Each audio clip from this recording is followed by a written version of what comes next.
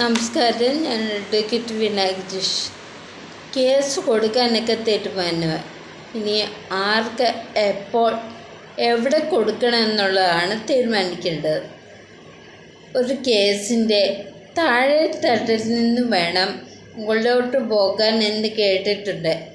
കേസിന് civil nature ആയതുകൊണ്ട് തന്നെ മുൻസിഫ് കോടതിയിൽ നിന്നും ആരംഭിക്കാം.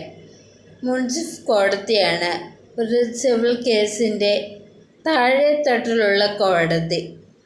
മുൻസിഫ് കോടതി അതിൻ്റെ അധികാരപരിധി ഈ കേസ് അവിടെയുള്ളതാണോ എന്ന് നോക്കാൻ വേണ്ടി വാദിയുടെ പ്ലെയിൻറ്റിഫിൻ്റെ നോ റിസൈഡിങ് ഏരിയ, ഡിഫൻഡൻറ്റിൻ്റെ അല്ലെങ്കിൽ പ്രതിയുടെ no residing area, cause of action നടന്ന സ്ഥലം ഈ കോടതിയുടെ അധികാര പരിധിയിൽ വരുന്നതാണോ എന്നൊക്കെ നോക്കും.